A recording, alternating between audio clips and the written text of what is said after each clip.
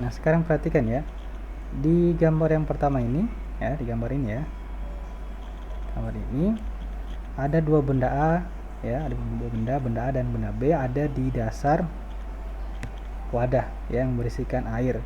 Nah, pertanyaannya, apakah dua benda ini memiliki tekanan hidrostasi yang sama atau tidak? Nah, jawabannya adalah sama. Karena kenapa? Ketinggian dari permukaan airnya itu sama ya, sama-sama kedua benda ini terletak di dasar permukaan, maka ketinggian airnya terhadap benda itu sama. Nah, sekarang perhatikan di kasus yang kedua ya, ada dua wadah yang berbeda ya, wadah A dan wadah B diisikan air ya, sama-sama air. Kemudian ada benda diletakkan di dasar wadah tersebut. Pertanyaannya, mana yang memiliki tekanan hidrostatis paling besar? Atau apakah sama?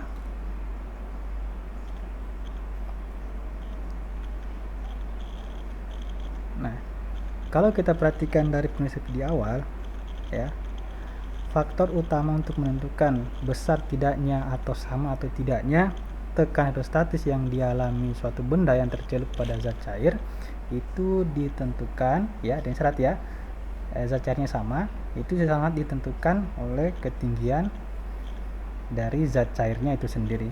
Nah, jadi dari kedua wadah ini, maka kita katakan yang memiliki tekanan hidrostatis yang paling besar adalah benda pada benda A ya, karena ketinggiannya lebih besar dibanding pada wadah benda B ya. Jadi untuk kesimpulan di kasus ini, tekanan hidrostatis pada benda A lebih besar dibanding tekanan hidrostatis benda B.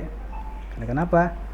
Ketinggian ya, ketinggian zat cair pada benda A itu lebih besar daripada ketinggian zat cair pada benda B.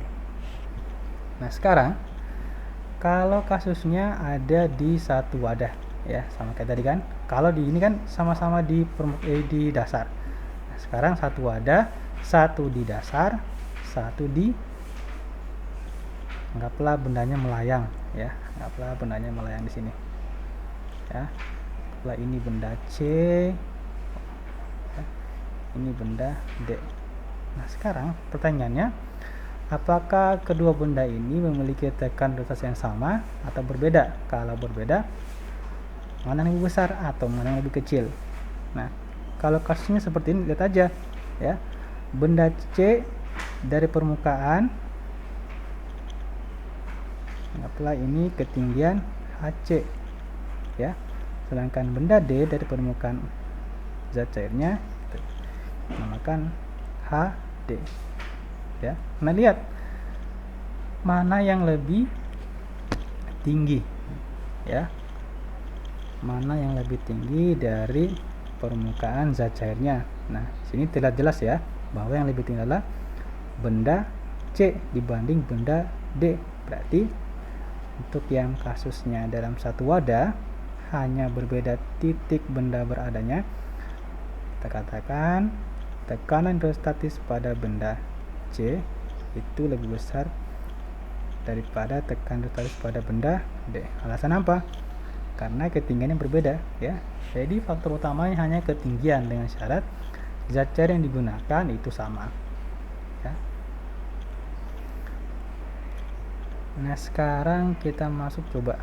Nah, anggaplah ini kita gunakan adalah massa jenis air ya, berarti rho air ya. Tadi kan rho air itu 1 kali 10 pangkat 3 kilogram per meter kubik ya. Nah, anggaplah di sini kita ingin tentukan berapa tekanan hidrostatis suatu benda yang dicelupkan pada suatu fluida ya. Ini adalah air yang diketahui variabel ketinggian dan percepatan gravitasinya ya. Contohnya di sini ada wadah ya, kemudian ada benda ada di dasar ya.